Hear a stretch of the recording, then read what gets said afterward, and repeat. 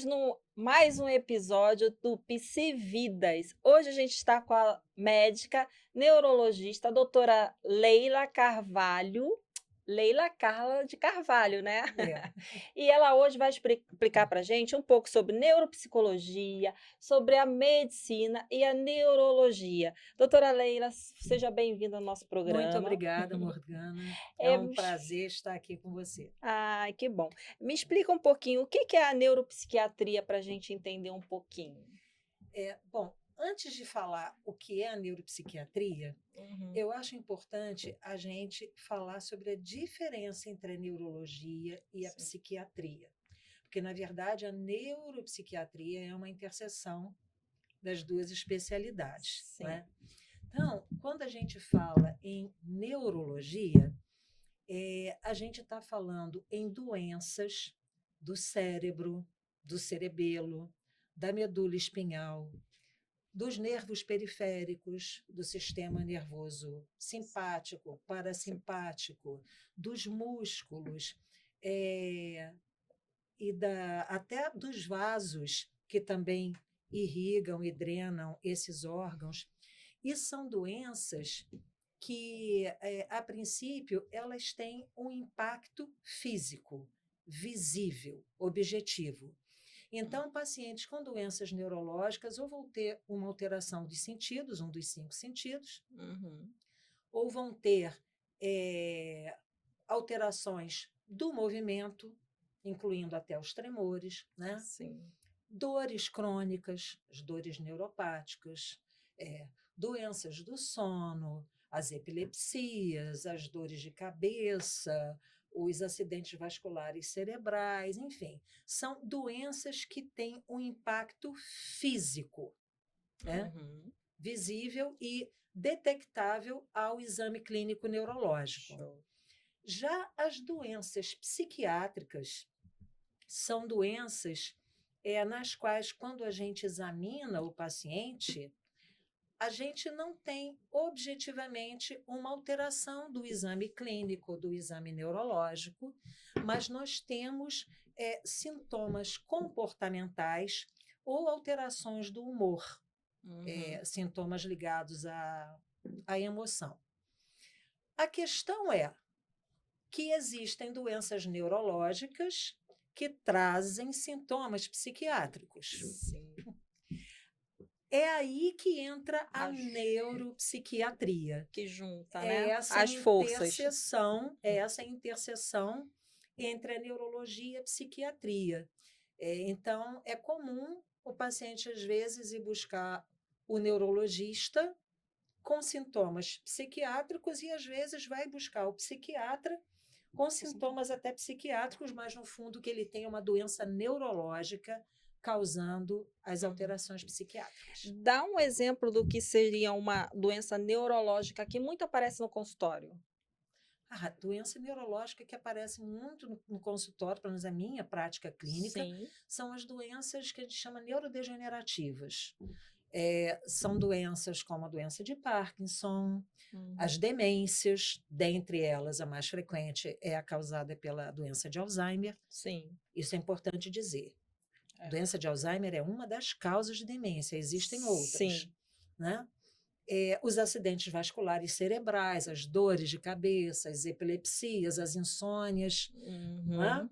Ou seja, tem uma Isso é, gama, né, de sim, é uma gama. Aí uhum. também entram dores crônicas, as neuralgias, né? As Neuralgia do trigêmeo, neuralgia após infecção pelo herpes zoster, que deixa uma dor violenta, as uhum. dores crônicas causadas pelos problemas da coluna, É. né? Coluna cervical e lombar, dor crônica vai parar no Na colo do coluna. neurologista para que a gente, através de medicações controladas, a gente possa melhorar a qualidade de vida, Uhum. né? Com o controle da E dor. o que fez você juntar a neurologia com a psiquiatria?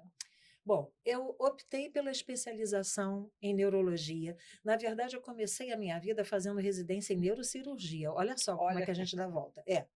Eu me formei, vou fazer 40 anos uma agora. criança. Vou fazer 40 anos agora em dezembro que eu estou formada.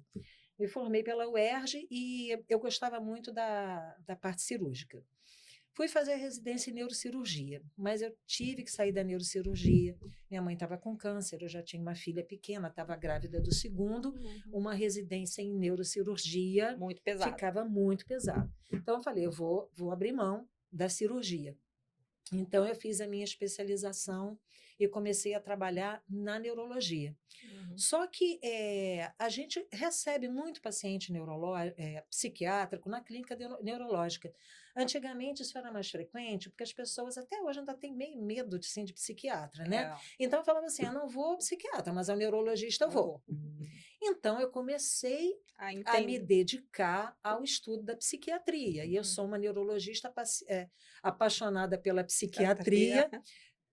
Vou a congressos de psiquiatria, agora mesmo o último foi em Salvador, Congresso Brasileiro de Psiquiatria. Então, eu comecei a me dedicar ao estudo da psiquiatria também, para tratar esses pacientes que não queriam ir para o psiquiatra, e me aprofundando nessa questão da neuropsiquiatria também. Por isso que a gente falou, os sintomas psiquiátricos que a gente encontra nas doenças neurológicas, né? Principalmente também a fibromialgia, agora que está todo mundo, parece que as pessoas começaram a dar um grito de socorro, dizendo sobre as dores do corporal, né? Porque assim, quando o emocional não aguenta, vai para o corpo, não tem jeito, o corpo responde de alguma forma.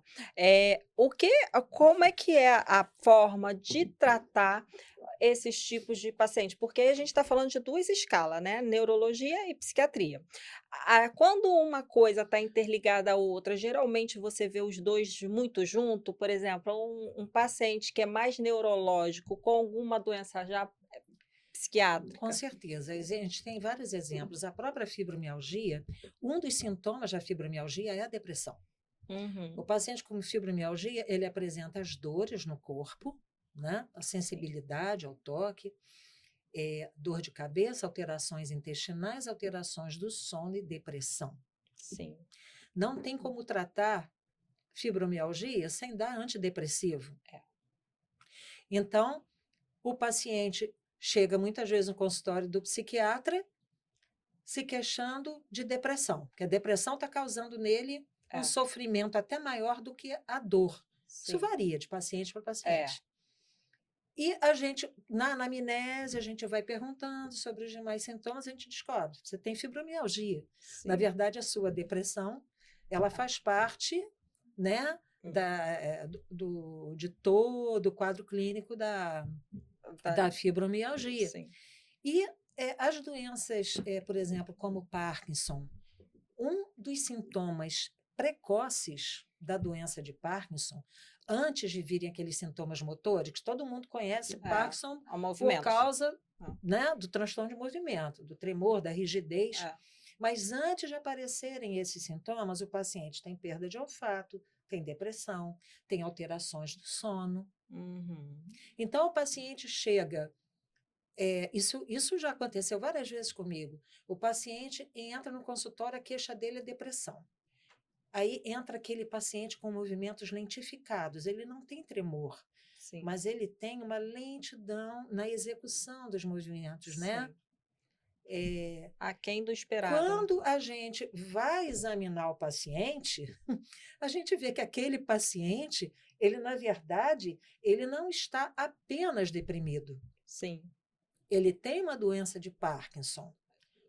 E a depressão é um dos sintomas, muitas vezes, pré-motores. Sim. E hoje o Parkinson está sendo diagnosticado cada vez mais cedo, né? Antes era uma doença meio que de velho, agora não é. Nessa fase pré-motora. Perdeu o olfato, tem insônia e depressão? Procura um neuro. Procura um neuro. Porque não é só um clínico, gente. Tem que investigar. Eu falo assim, quando aparece uma causa, esgota todas as possibilidades. Você vai procurar um neuro, você vai procurar um clínico, você vai procurar um ortopedista, você vai procurar tudo até você descartar todas as possibilidades ou achar o que realmente você tem, né? Assim, é o que a gente tende, a tendência é de, você tá com uma febre, você tá com uma virose, vamos tomar esse remédio, passou e você deixa para lá. E muitas das vezes é onde a gente não consegue atacar a doença logo no início, né? E essa questão é uma questão tão delicada, Que, por exemplo, a gente tem algumas epilepsias, como as epilepsias do lobo temporal, que elas às vezes se manifestam com alterações comportamentais. Aí vai para o psiquiatra. Sim, Aí começa o psiquiatra a medicar com antipsicótico. sim. Normal. Pá, antipsicótico. E aquele paciente, na verdade, ele tem uma epilepsia do lobo temporal. Precisa de um anticonvulsivante, não um Ele precisa antipsicótico. ser tratado da epilepsia dele para Sim, que ele tenha o controle dessas alterações comportamentais. sim. Entende? Então, essa visão neuropsiquiátrica, É. ela é muito importante. Quando o paciente chega no consultório com uma queixa psiquiátrica, a gente explora todo o lado neurológico dele. Quando chega com uma queixa neurológica, a gente também É. faz um inventário da vida toda do paciente, os sintomas psiquiátricos que podem Ali tá estar associados ou bacana. não. É. E quando procurar o neuro? Bom, basicamente, quando existe essa expressão física, quando objetivamente a gente vê que alguma coisa está errada. O paciente perdeu a visão, foi ao oftalmologista, não tem nenhuma alteração da estrutura dos olhos em si, vai para o neuro. O paciente tem alguma dormência, perdeu a sensibilidade, perdeu o movimento, está tremendo, parou de falar, né? Perdeu o olfato, está tendo desmaios, quer dizer, está tendo alterações da memória, né? Falha. Alterações do sono. Então, essas coisas que são visíveis fisicamente, a princípio, vão para o neurologista. E quando são mais problemas, alterações comportamentais ou alterações ligadas ao humor, a princípio, ao psiquiatra, neuropsiquiatra. neuropsiquiatra. É, o neuropsiquiatra. A importância de fazer um bom diagnóstico hoje em dia é saber ter esse olhar amplificado, né? Eu falo, quem para numa especialidade fica um pouco engessado. Quem estuda um pouquinho mais, abarca, porque assim, tem muitos psiquiatras, existe muito neurologista e existe o neuropsiquiatra. Quando geralmente eu tenho que indicar, eu falo assim, vai no neuropsiquiatra, vai direto. Mas por que um neuro e não um psiquiatra? Simplesmente pelo simples sentido de você descartar todas as doenças pré-existentes corporal. Então, Sim. assim, principalmente a parte genética que a gente tem que olhar, nossa árvore genealógica, que é ver quais são as doenças pré-existentes das nossas famílias que a gente pode estar carregando que a gente nem sabe. E às vezes o psiquiatra não vai poder falar sobre isso porque não tem embasamento, né? E eu te digo até uma coisa, Morgana, a gente vai, não raramente, além da clínica neurológica. Sim. A fadiga, ela é muito confundida com a depressão, né? Então, até na época do Covid, eu atendia pacientes com fadiga. Sim. Foram dois, assim, com a história muito parecida, levados pelo filho. Uma era uma senhora, a outra era um senhor. Minha mãe não quer fazer mais nada, minha mãe não sai da cama, minha mãe está com depressão. A paciente tinha Covid. Olha se eu não vou fazer uma ausculta, se eu não vou conversar com a paciente, porque a paciente ela estava tão mal que ela não falava. Tipo, se você me dá qualquer diagnóstico, eu estou aceitando. Então, e a filha foi com o diagnóstico pronto. Minha mãe está deprimida porque ela não sai da cama para nada. E ela estava com Covid. Então, e o outro senhor foi coisa parecida. Então, faz parte do exame, mesmo na clínica psiquiátrica, a gente tem que fazer um exame clínico do paciente. Sim. A gente não pode deixar de aferir a pressão, a gente não pode deixar de pedir exames de sangue, buscar algumas doenças que estão por trás, às vezes um câncer. Sim. O paciente tem uma fadiga crônica, um cansaço, está perdendo o interesse pelas atividades que ele tinha antes, é um dos sintomas da depressão, né? Sim. Perdeu o prazer, não tem mais energia para fazer nada. Vou ao psiquiatra porque eu estou com depressão. Sim. E às vezes é uma doença que está consumindo aquele organismo. Exato. Né? Então faz parte saber se o paciente, se for mulher, se está com todos os exames preventivos em dia. Mamografia principalmente. Não é? A mamografia, todos os hábitos do paciente, desde alimentação, ambiente de trabalho, qualidade do sono, atividade física. Sim. outras doenças crônicas que muitas vezes podem não ser uma doença neurológica, mas o sofrimento crônico acaba Acaba. até levando à depressão, Exato. né? Eu falo, é muito mais fácil uma dor física levar uma depressão do que a depressão levar a dor física, Sim, porque uma sim, coisa salva a outra, né? é. Acaba um vindo para desmascarar o outro. Agora, a gente também estava falando um pouquinho no intervalo sobre a Hum. questão de compulsão alimentar.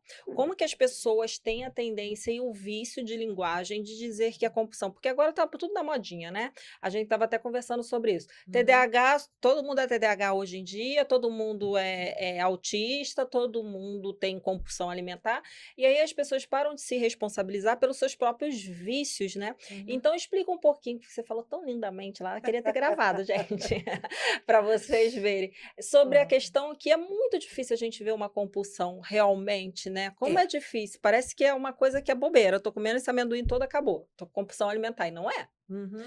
Exatamente, Morgana. O sobrepeso, os maus hábitos alimentares, a vida sedentária, a própria depressão e ansiedade que faz a pessoa, né, É, disfarçar aquela sua dor, aquele sofrimento, buscando sim, prazer através da comida. sim, Isso aí acaba levando a um aumento de peso e realmente a uma frequência maior no consumo das refeições. Busca pelo carboidrato, que dá um prazer é, imediato, aumenta a dopamina. Gente, chocolate é antidepressivo, é.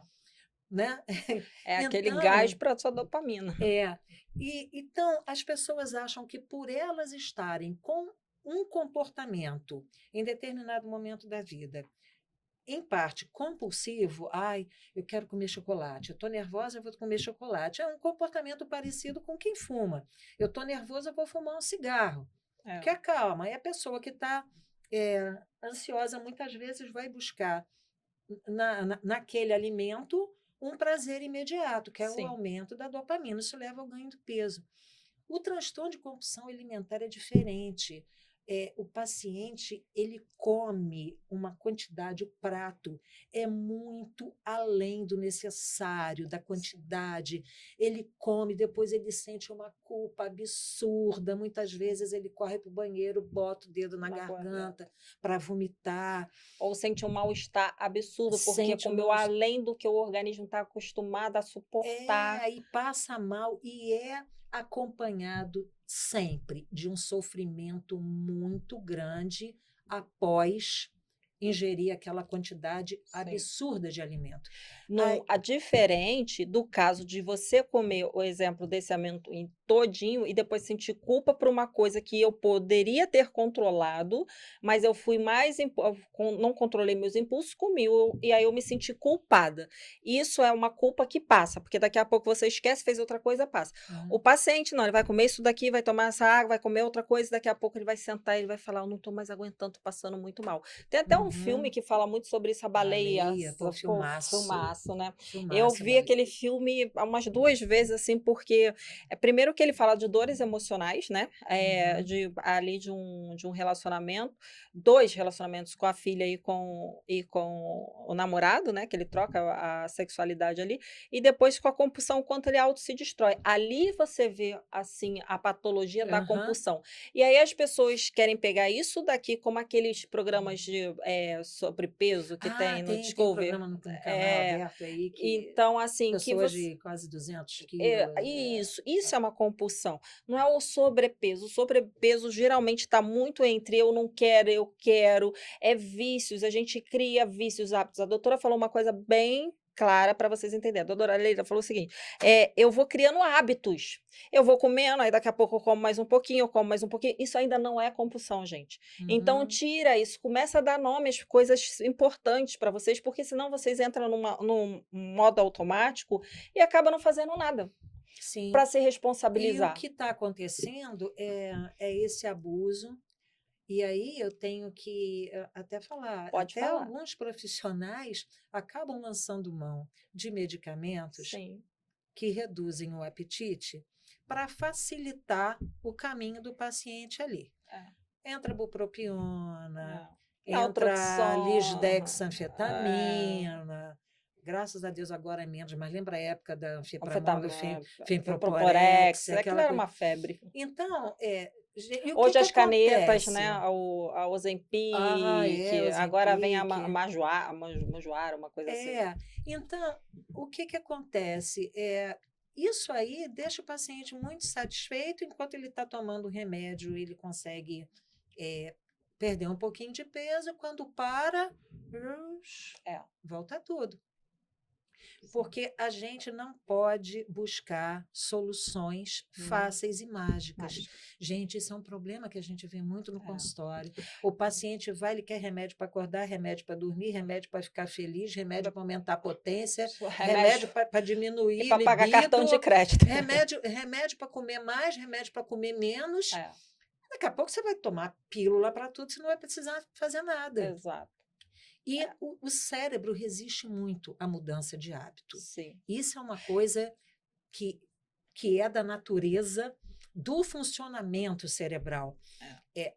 A gente, desde sempre, todos os seres, a gente tende a economizar energia, a não fazer esforço para obter nada. Sim. E o cérebro não quer se esforçar para mudar de hábito. A gente tem que entender isso. Entrar numa academia, para muitas pessoas, é difícil? É. Parar de comer doce é difícil? É. Tudo que vicia. Tudo que vicia. E é engraçado que o nosso cérebro ele é tão inteligente que, assim, para ele mudar o hábito, ele tem muita dificuldade, mas para ele entrar dentro de um vício é muito fácil. Porque você trabalha a recompensa dopamina. rápida. Exato. E aí você dá uma carga muito boa, porque eu falo assim, não existe nada. Droga, álcool, drogas lícitas e ilícitas, álcool, tudo que está no mercado que não faz bem remédios abusivos. Hoje em dia as pessoas estão comprando remédio como se comprar Gente, é um absurdo. um biscoito na rua e eu vou comer uma balinha. E Uhum. o que acontece com isso?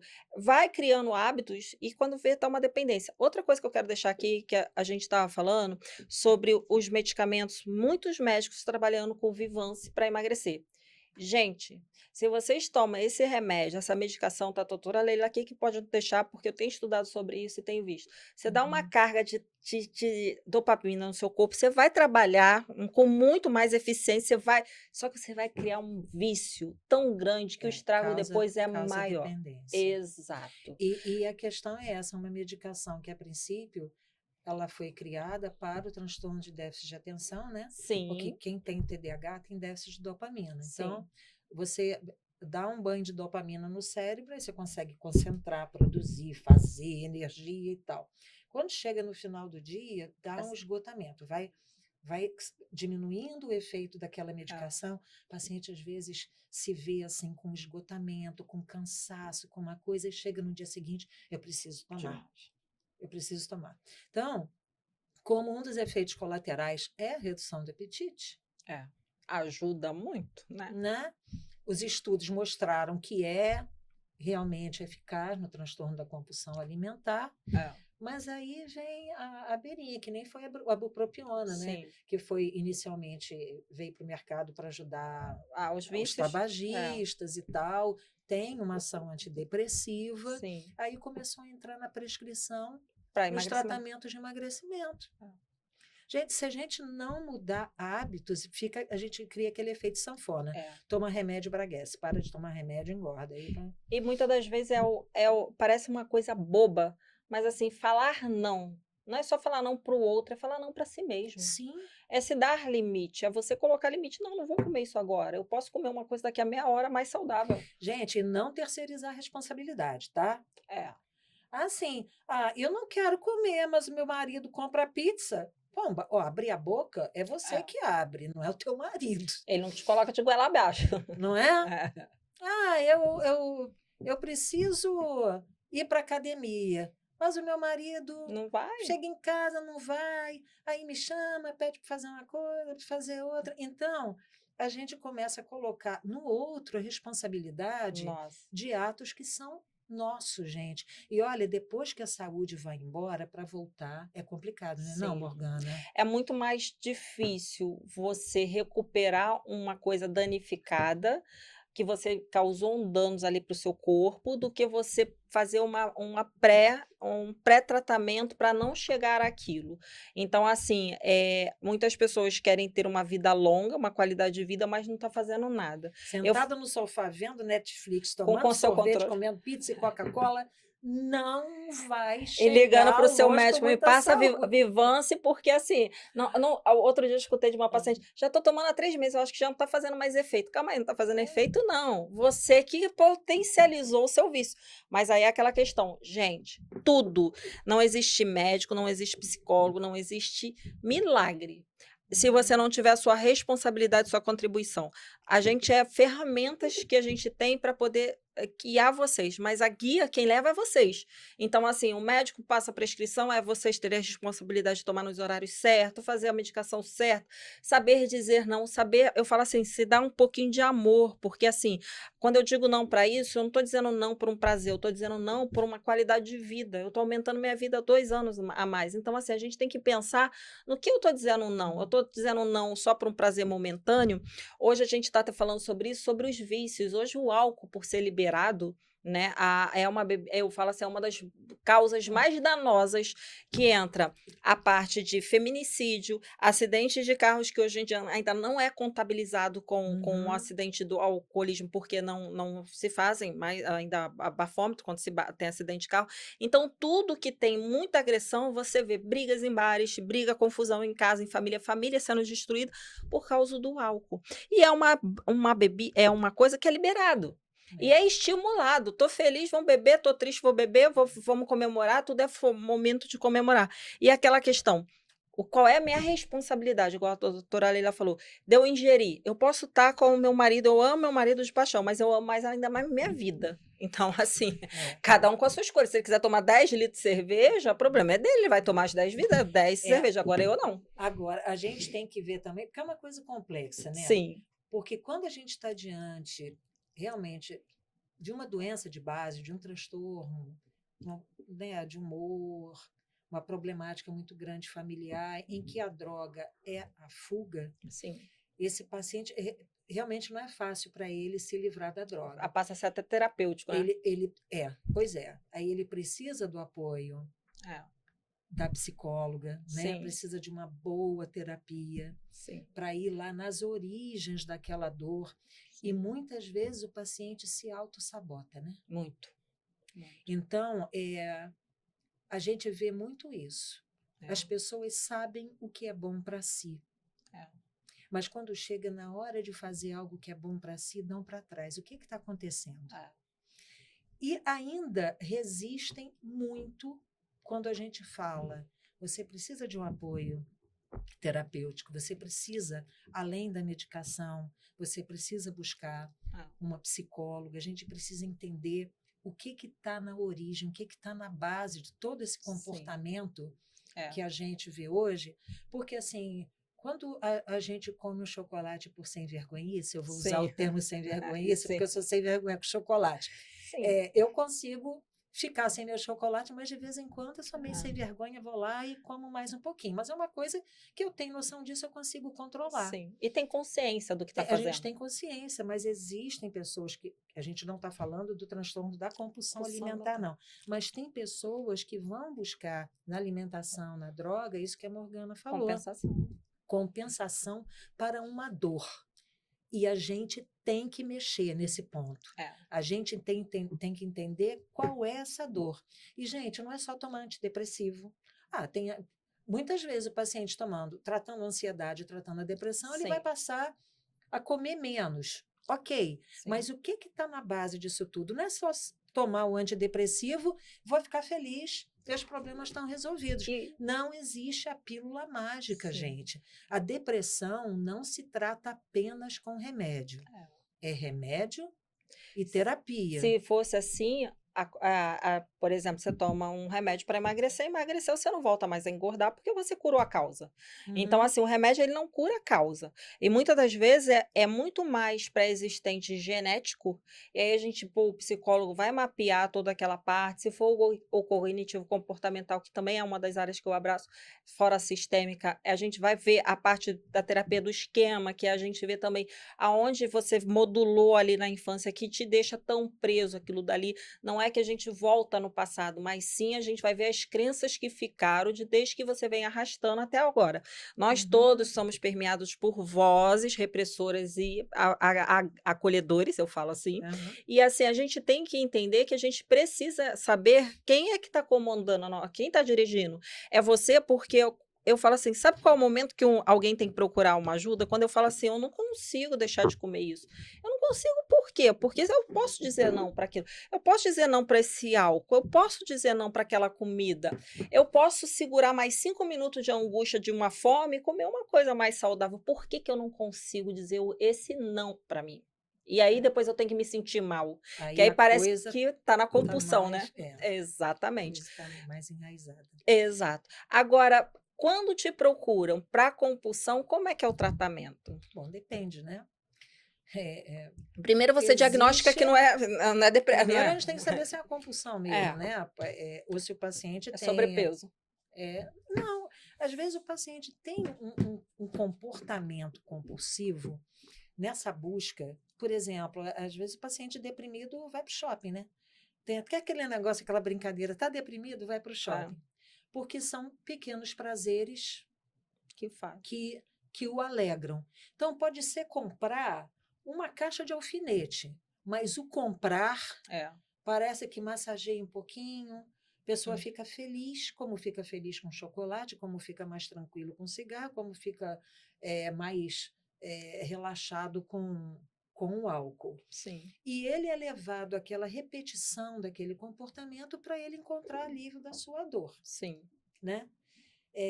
Tá Isso mascarando, né? é. Hum, Então, muitas vezes a pessoa chega e chama isso de compulsão, né? uhum. E a gente tem que diferenciar também, por exemplo, do transtorno obsessivo compulsivo. Que parece que anda muito junto, né? Uma coisa com a outra. Foi ótimo você ter lembrado disso. Transtorno obsessivo compulsivo. Aí sim a gente tem a verdadeira compulsão, É. né? Aí a gente tem a verdadeira Aí você compulsão. chega na raiz. Tá? É. É. Então, mas eu me perdi. O que que você perguntou mesmo? Sobre você estava falando sobre o shopping, sobre a questão de quando faz a Qual foi a compra. pergunta que você fez? Foi sobre como é que é o tratamento da compulsão. Aí você estava Ah, explicando. sim. A gente tem que ver a origem. Da Gente, onde vem? não é assim. Isso é muito bonito na psiquiatria e na neurologia, É. né? Você chega, não estou desfazendo das outras Sim. especialidades, não, mas eu não seria outra coisa a não ser o que eu sou hoje. É. Me concentro na neuropsiquiatria. Você tem uma infecção, você sabe que vai tomar o antibiótico A, mas vai matar a bactéria Z, É. né? Você tem a hipertensão, você tem lá uma gama de medicamentos antihipertensivos e tal, mas é hipertensão arterial. Quando a gente fala na mente, a gente abre um leque, a gente abre Sim. um universo. Então, é muito importante chegar ao diagnóstico, Morgana. Sim. A gente tem que saber qual é o diagnóstico para poder tratar. Sim. Chegou comendo demais, com sobrepeso. Não basta passar uma dieta hipocalórica, É. fazer atividade física, vai tomar remédio para tirar o apetite, não. O que está A causa de na que. base? É. Esse paciente pode ser depressivo, ele Sim. pode estar numa fase depressiva. Muitas vezes isso acontece demais, Morgana. A gente recebe um paciente com depressão no consultório, mas algumas vezes, né? Não vou dizer Sim. muitas. Acabam sendo muitas, porque em 40 anos eu Ah, já vi muito. Mas não se trata de uma depressão monopolar, não é o sim. transtorno depressivo maior. É. É o paciente com transtorno afetivo bipolar, que ainda é muito subdiagnosticado. Eu acho que é uma Então, das esse causas mais paciente, quando difíceis. está na fase de hipomania, É. ele compra, É. ele quer fazer sexo, mais da conta, né? Sim. Ele tem alguns comportamentos compulsivos. Então, a gente diagnosticar o que É. está por baixo da compulsão É. é fundamental para que a gente dê a medicação Sim. adequada.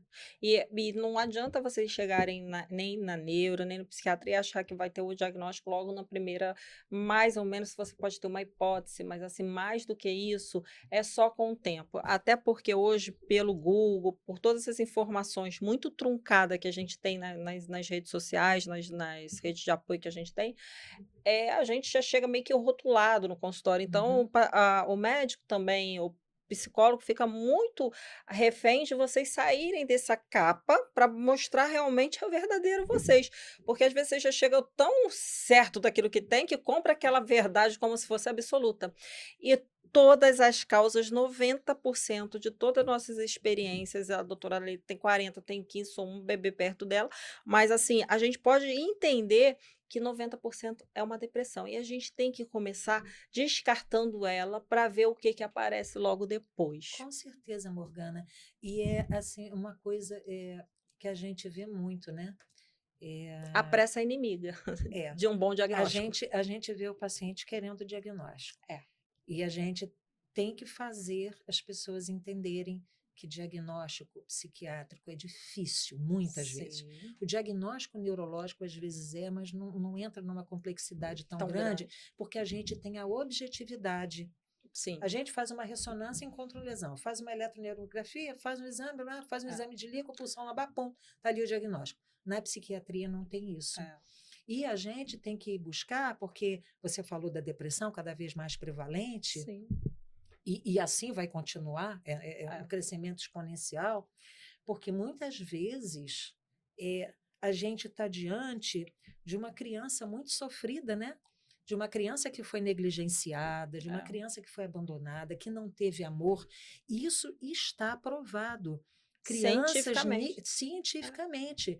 Isso aí, quando chega lá na idade adulta, A gente às vezes arrasta. nos 30, nos 40, nos 50 anos, a pessoa abre um quadro depressivo É, brabo, severo, com ideação suicida, com tudo. Aí o paciente diz assim: Mas, doutor, o pior é que eu não tenho razão, não sei por que eu estou assim. é, Meu marido é bom, meus filhos estão casados, é. eu tenho uma vida confortável, não sou rica, mas tenho uma vida confortável. Eu não tenho porquê. Dá sim. Aí a gente vai É. voltando no tempo. Vai dando uns passinhos Vai atrás. dando. E quantas coisas você não botou para debaixo do É. tapete, né? Quantos eus você assumiu para poder sobreviver, Para não ter que olhar para essa dor. para não ter que olhar para essa dor? Então, tudo isso que você vive hoje, a esposa feliz, a mãe realizada, será que no fundo é tudo É, isso mesmo? exato. Aí o papel do terapeuta é fundamental. A Mapear. gente precisa andar de É. mãos Com dadas. A certeza. gente precisa E andar de cada mãos vez dadas. mais, eu falo assim, hoje ainda existe um pouco da vaidade entre um tratamento e o outro. Eu gosto muito de indicar meus pacientes, não gosto de mandar relatório, porque eu acho que você tem que ter seu primeiro olhar e depois você vê, porque às vezes eu também sou falha, Uhum. todos nós somos, eu acho que a gente tem que juntar forças e não medir quem está certo e está errado. Uhum. E muitas das vezes, no primeiro momento, o olhar tem que ser a escuta, e não uma transferência de um profissional para o outro. Eu tomo muito esse cuidado, porque eu acho que na minha no meu consultório não existe pressa, existe resolução de problema. Uhum. Então, assim, eu não estou preocupada com a pressa, mas também não é uma terapia prolongada, é breve. Então, o paciente tem que dar o resultado ou ele sai. Ele só tem 2 saídas lá. É. Já cheguei nesse esquema, entendeu? Então, assim, ou você dá resultado ou você pede para sair porque não tem outra saída. Então, Uhum. o que que acontece? A gente tem que ter esse cuidado, desse olhar de cada um profissional, a gente aprender a se comunicar e poder abrir um novo leque, porque às vezes existe uma terceira possibilidade e às vezes a gente não tem só um diagnóstico, gente. Às vezes você tem um TDAH e tem uma depressão, você tem uma ansiedade generalizada e tem uma fobia social. Então, não tem como. Importantíssimo que você É, falou. A comorbidade em psiquiatria, comorbidade, gente, você tem é, várias doenças ao mesmo tempo. Elas existem e caminham juntas. sim, Então, isso que a Morgana está falando. O paciente tem transtorno de ansiedade, mas ele é um TDAH. é, Ele pode estar deprimido, mas ele tem toque. Não é? sim, Ele sofre de insônia, mas no fundo essa insônia é devido a um estresse violento que ele vive no dia a dia, E Uhum. quando chega na hora de dormir, ele não consegue É a hora que ele começa a desligar. trabalhar. Aí vai para o neuro, às É. vezes. Transtorno do sono, vou para o neuro. É. Mas o problema dele é um nível de estresse violento que ele vai para a cama e não consegue desligar. Sim. Então, e as comorbidades, elas são muito comuns. E uma coisa importantíssima, já que a gente está falando em neuropsiquiatria, Uhum. está provado que pacientes com doenças neurológicas, vou dar alguns exemplos, pacientes com epilepsia, pacientes com enxaqueca, para dar um exemplo, eles têm uma probabilidade maior de desenvolver doenças psiquiátricas do que pacientes que não têm doença neurológica de base. Uhum. Muito importante. Epilepsia e enxaqueca caminha muito junto da depressão. Uhum. Caminha muito junto da depressão. A dor crônica da fibromialgia, a depressão por si só já faz parte do quadro da fibromialgia. Eu acabei misturando as ideias. Os pacientes com dor crônica, por exemplo, problemas de coluna, dores neuropáticas intensas, não tratadas, pacientes com dores por causa do câncer, né? Sim. Metástases ósseas, dores no corpo todo, eles acabam desenvolvendo A parte depressão. Então, começa a tratar a dor, acaba indo para a gente, porque a dor crônica a gente começa a tratar, mas muitas vezes a gente tem que entrar com antidepressivo também. Sim. Porque os pacientes desenvolvem depressão pelo sofrimento físico crônico, né? Sim. Outra coisa que a gente tem reparado muito que chega ao consultório é pessoas com ansiedade, né? Aquela ansiedade. Uhum. E muitas das vezes não é uma ansiedade, existe uma causa que te faz ansiar. Por exemplo, eu tenho uma dívida muito grande, me endividei, meu cartão de crédito estoporou, não tem condições de pagar, marido não tem, já pedi ajuda a todos os universitários à minha volta, minha rede de apoio não Você tem. vai perder o sono e ficar angustiado 24 horas por dia. Eu não. Exato. Eu tenho uma empresa, minha empresa está andando mal das pernas.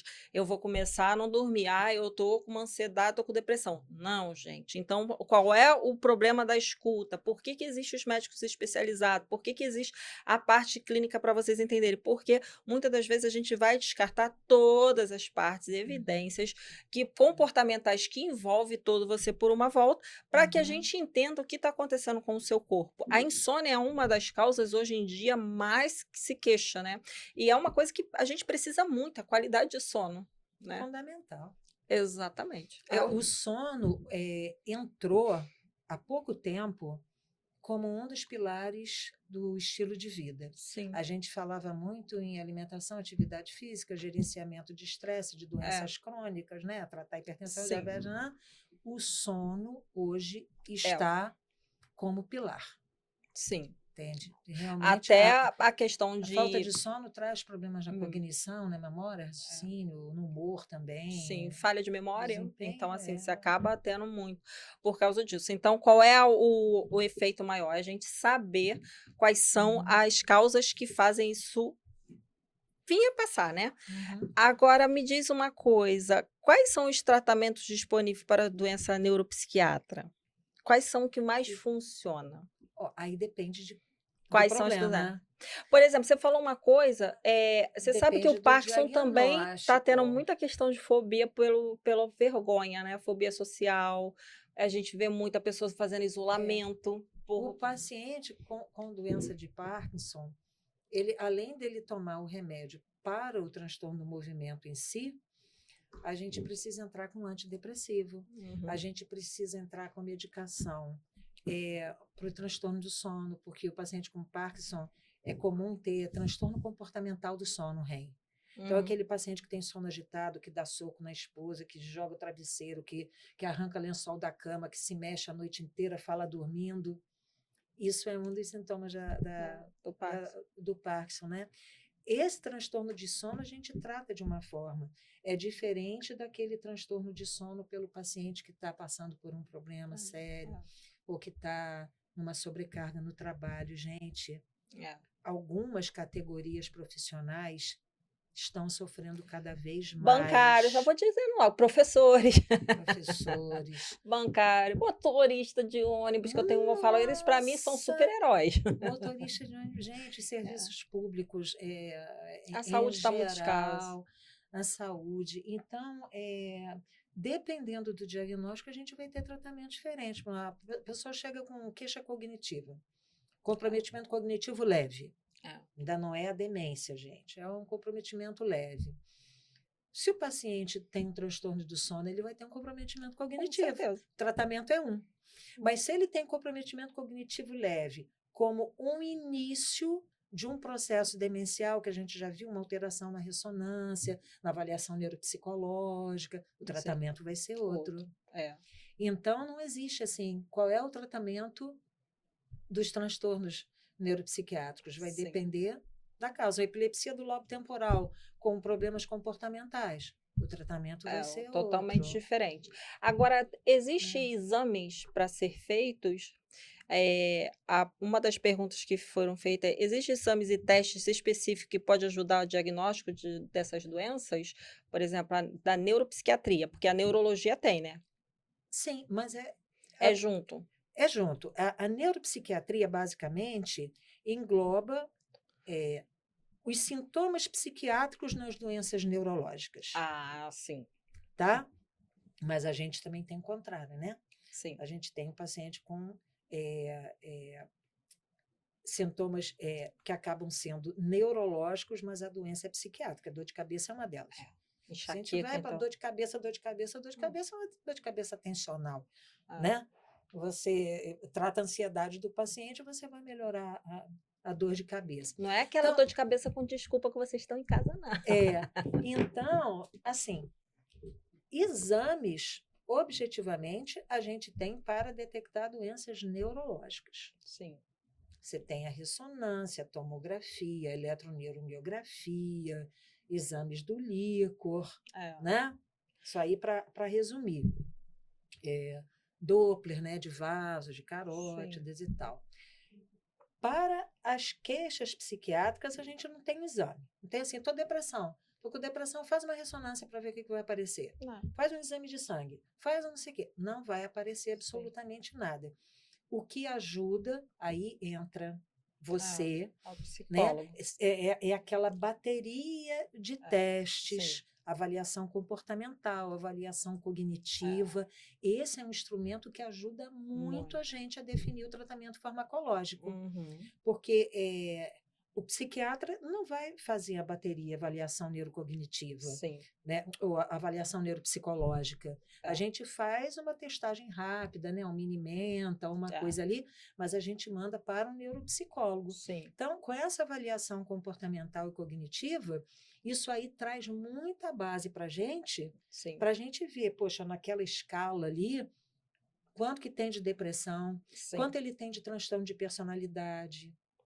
Às vezes o paciente borderline, a gente vai, né? Tem que abordar de uma outra totalmente forma. Diferente. Um TDAH, gente, ansiedade e TDAH... Anda junto. Anda assim, ó. Então, o paciente chega ansioso, inquieto, e não para, e não sei o quê, vai fazer uma avaliação neuropsicológica, uma ansiedade. Aí vem lá, poxa, tem um TDAH evidente, então não adianta a gente tratar esse paciente, às vezes, de outra forma que não seja com a medicação. Então, é fundamental o papel do psicólogo para a gente definir o tratamento. Sim, eu falo, se fosse uma equipe multidisciplinar, as coisas andariam um pouco mais rápido. O problema é que muitas das vezes o paciente não aceita a indicação. Vai lá, se cuida, ou então você procura pelos seus próprios caminhos, mas começa a caminhar, não, mas só o remédio vai me ajudar, eu consigo sozinha. Consegue. E muitas pessoas ainda têm aquela ideia de que psicólogo... É para maluco. Não.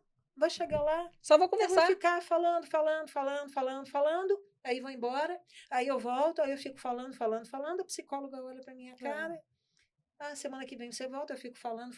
Gente, não é isso. Isso já acabou, faz em 1890. Não é isso. 80. Isso ali foi lá com Freud, né?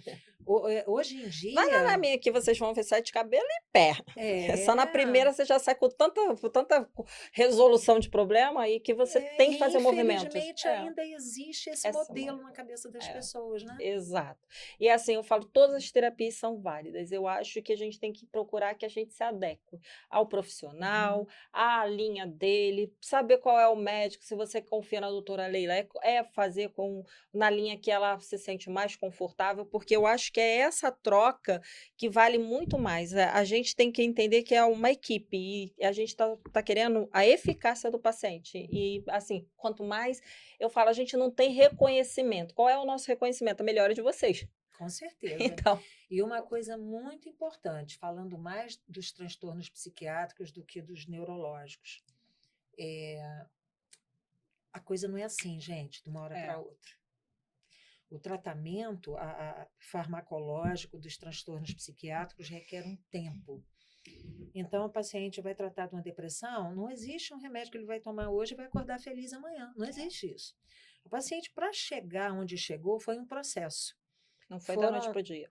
não foi da noite para o dia. Então, ele precisa entender que para ele voltar, para ele melhorar, também é um processo. Sim. E cada cérebro é único. Não existe receita de bolo. O tratamento depressão, para mim, é um, para você é outro. Existem pacientes que a gente precisa associar a antidepressivos, Sim. porque não respondem apenas a um ou apenas a outro, a gente tem que associar, a gente tem que potencializar. Sim. Tratamento do toque, a mesma coisa, não respondeu a um tratamento, vai para outro. Tratamento dos transtornos psicóticos, a mesma coisa. Às vezes o Não medicamento não suportei a vai. olanzapina, tem É, que tomar quetiapina, isso. tem que associar aripiprazol com não sei o quê. Então, e por que acontece isso? Porque a membraninha lá das nossas células cerebrais, É único. elas são diferentes. É quase que uma impressão digital. É. Os meus receptores neuronais são diferentes do da Morgana, são diferentes do seu Sim. pai, do seu irmão, do seu filho. Sim. Por isso que o tratamento é individualizado. Então, quando o paciente chega com aquela pressa, De solução mágica, solução mágica, tem que desiste do entender. tratamento e isso é Desiste do pior. tratamento. Pois é. A gente sempre explica isso. Olha, se você não se der bem com essa medicação, que pode ocorrer, a gente vai ter que substituir. Sim. Se você melhorar um pouco, a gente vai aumentando a dose. Exato. Se chegar a um determinado ponto, tiver que dar uma outra coisinha para ajudar, a Sim. gente vai Não existe um ajudando. exame que sai assim, ó, o quetiapina vai fazer melhor para ela. Não, não existe. É. A gente vai no ponto dentro daquilo que vocês vão falando para se adequar, o médico, o psiquiatra, o neurologista. E aí aquela questão, o seu organismo se adaptou ou não? E isso tudo depende de um processo. Às vezes a gente fica assim, eu tomei um mês o remédio e não senti efeito nenhum. Não sentiu. Você questionou o médico, você falou com o médico, você trocou, você melhorou. Porque, gente, não existe uma fórmula, a gente trabalha no pontos cegos de cada um, a gente não tem como olhar daqui. Eu falo assim, nosso cérebro, a gente não olha do lado de fora, que nem a gente olha que tem uma espinha aqui e fala, eu Aham. sei que tem uma espinha aqui. Não, tá aqui É. dentro, a gente está trabalhando com aquilo que a gente não consegue ver. E aí é aquela questão, o tempo que a gente muito não gosta de ter, de sobreviver, e aí fala, mas fulaninho tá tomando remédio tal, ele é milagroso, ajudou ela, então vou tomar porque ajudou a dormir, então vou dormir e acabou.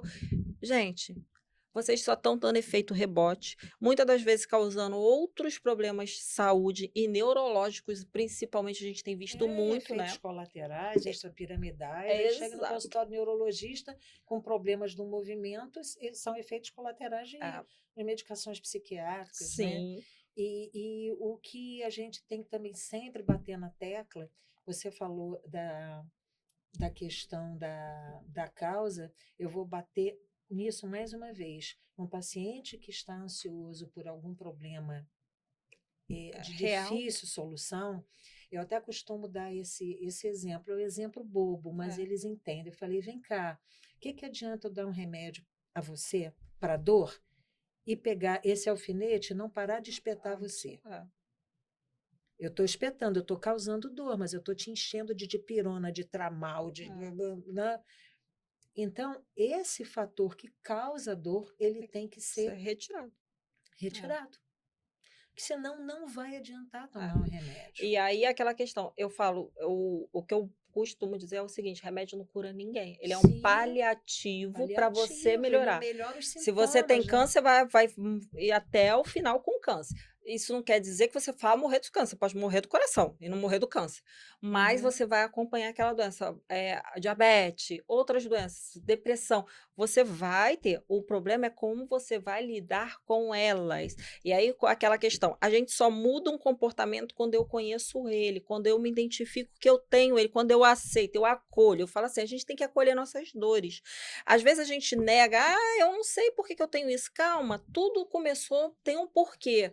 Tem um pensamento, tem um sentimento, tem uma crença, tem alguma coisa. O problema é que a gente está tão acelerado e colocando tantos subjetivos para poder justificar felicidade, tristeza, alegria, compulsão, eu sou DDH, eu sou isso, e acaba esquecendo do que realmente é o verdadeiro eu que está te fazendo mal. Uhum. Eu escuto muito casal falando assim, como eu atendo casal também, eu quero muito a liberdade. Aí você olha, a pessoa viajou para Paris com as amigas, fez o curso lá em Roma, fez não sei o que lá. Aí você fala, mas que tipo de liberdade mais você quer?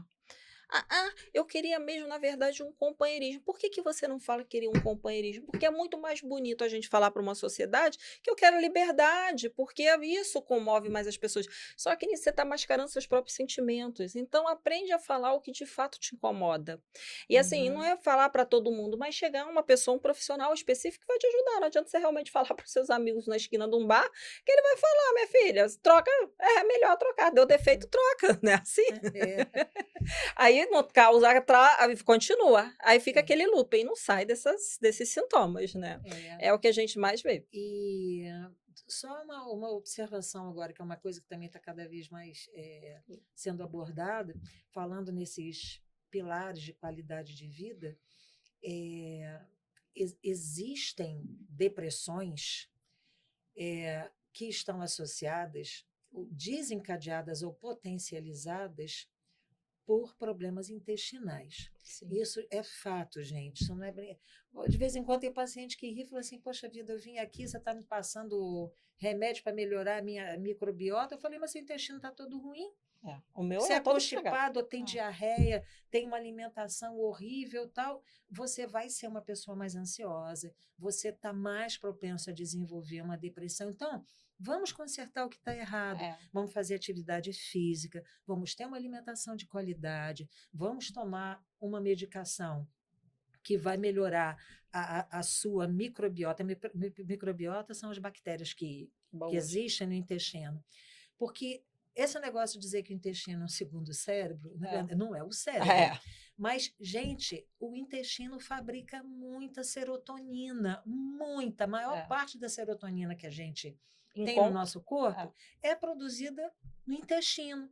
Então, como é que você quer ter um humor bom, estável, se você tem uma microbiota toda desequilibrada, seu intestino não funciona regularmente? Sim. Então, e as pessoas precisam entender isso. Saúde mental, assim como a saúde do nosso corpo, depende de estilo de vida saudável. A gente não consegue fugir disso. E aí eu quero deixar uma questão para vocês pensarem, por que que eu, no meio de tanta gente, não consigo ter uma qualidade de vida melhor? Eu consigo indicar para um amigo que ele pode fazer isso, aquilo, superar as dores dele, mas eu não consigo fazer comigo. Por que que eu auto me saboto, eu auto me sacrifico, sobrepeso, comendo besteira, sabendo que tá consciente, porque hoje em dia, uma das coisas que eu falo assim, não tem como negar, porque a gente tem conhecimento, as coisas estão batendo na nossa cara latentemente, as pessoas sabem que carboidrato faz mal. Hoje em dia que a farinha hoje branca não é mais aquela qualidade que antigamente, a gente não gasta tanta energia como gastava antigamente. Então a gente tá a gente tem muito mais qualidade de vida hoje, mas a gente não está aproveitando, a gente está auto se destruindo. Então o que faz você não ter essa qualidade de vida? E muitas das vezes a gente acha que é uma besteira, e não, tem muito a ver com a sua infância, a sua criança vulnerável, o seu eu, as suas crenças que ficou ali limitando você o tempo todo. Eu vejo muita gente que tem muito potencial e não consegue avançar porque ficam presos, engessados. A maior parte das vezes tem isso. Agora, a gente tem que atentar para uma outra fase. Vamos falar da depressão, porque se é Sim. fato, é comprovado cientificamente, a depressão é uma doença inflamatória. Sim. É uma doença inflamatória. Por isso que eles brincam que é o segundo cérebro do estômago. E O intestino, perdão. Existem alimentos que são alimentos chamados pró-inflamatórios. Eles alimentam a cascata inflamatória. Sim. Né? Então, o amido, o açúcar, aí vai. Por aí vai. O leite causa muita inflamação. Saiu do ranking de Harvard, ele era um das pirâmides de Harvard, ele saiu. A gente, graças a Deus, a medicina conseguiu derrubar. O leite é pró-inflamatório. Então, a gente é o único mamífero no planeta que toma leite. Então, para tratar os transtornos psiquiátricos, muitas vezes a gente precisa mexer sim na alimentação, na microbiota, regularizar o intestino, porque a gente já sabe que depressão é uma doença inflamatória. Sim. Causada por isso ou causada pelo próprio estresse crônico, que os níveis altos de cortisol cronicamente acabam levando a um processo inflamatório, destrói sinapse e lá vai o humor por água abaixo. E se fosse só o humor, tava bom, né? Mas às vezes fabrica um câncer, que hoje em dia não é mais... Antes era um câncer, era genético, hoje em dia é fabricado. Você pode não ter um câncer na família por causa da alimentação. Tem crianças, hoje em dia eu tô vendo meninas muito novas tendo peito, muito hormônio. Comendo hormônio absurdamente. Aí uma criança de 7, 8 anos com peito. E aí você vai ver a alimentação tá toda enquadrada, toda constipada, uma alergia o ano inteiro. Pode ter certeza que a alimentação é aqui que não está funcionando, não é aqui. E aí vocês querem que a gente solucione aqui sem solucionar sem aqui. Cuidar do resto. E aí eu falo, o psicólogo não faz efeito. E pior que eu falo assim, o leite, ele é tão... eu falo assim, tão maternal, tão amor, que às vezes eu tenho paciente de 40 anos, quase 50, fala assim, eu vou deixar de tomar meu leitinho à noite, doutor. Aí eu falo, você quer morrer amanhã? Então, assim... Tome seu leite vegetal, né? Tanto leite que você pode substituir, exato. Leite de soja, leite de coco. Tem tantos outros leites, assim. Mas o meu leitinho... a natureza agradece, gente. As vaquinhas agradecem. E o seu corpo, então, 3 vezes mais. Doutora Leila, a gente está chegando no finalzinho. Eu falo que passa rápido. Você falou que ia ser rápido. Diz aí, como é que as pessoas te acham na sua rede social? Ou na sua clínica? Meu Deus, olha só, rede social, eu sou péssima com isso. Eu tenho Instagram, mas não uso, não alimento meu Instagram. Né? Através do telefone 992669620. Produção, põe embaixo, hein? 99266. É a forma de entrar em contato contigo. Você atende aonde? Qual os bairros? Recreio dos Bandeirantes e Campo Grande. Então, pessoal, procure, porque assim, são 40 anos de estrada, não começou agora. Então, assim, tem uma sagacidade, uma capacidade que vocês vão ficar de boca aberta. E assim... a gente faz com muita paixão, né? Eu falo. A gente faz com muita paixão. A gente, quando é apaixonado, a gente agrega, a gente soma. E assim, é isso que a gente veio trazer aqui. Eu quero deixar meu muito obrigado, foi um prazer te conhecer. Queria ficar 2 horas aqui com você. Eu que agradeço, adorei. Também. Espero que a gente tenha oportunidade de abordar outros temas, trazer mais novidades. Isso aí, conto contigo. E poder, dentro do possível, ajudar cada um de vocês. Gente, muito obrigado. Siga, compartilhe e mande para todas as pessoas que vocês acharem importante sobre esse tema. Um abraço. Tchau, tchau. Tchau.